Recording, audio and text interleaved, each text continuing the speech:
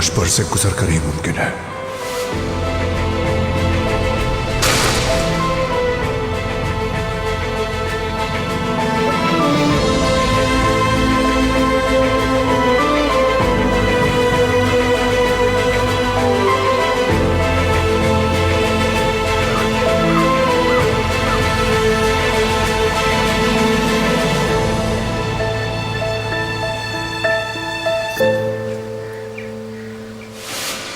ये यमान साहब ने भेजा है, यूसुफ के और आपके लिए।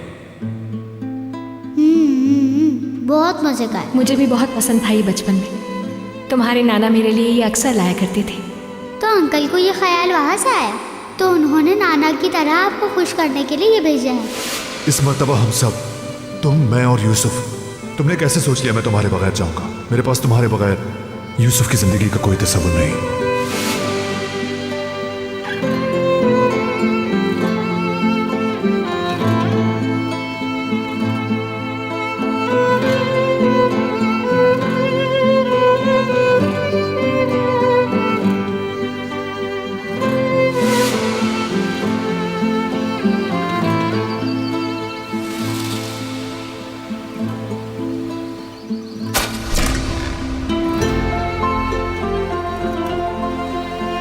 जो भी हो, तुम्हारा रास्ता यमान के साथ जुड़ा हुआ है। अब फैसला तुम करोगी कि तुम्हें क्या करना है। अब ये बताओ, यूसुफ की खातिर यमान को अपना साथी चुनना चाहती हो कि नहीं?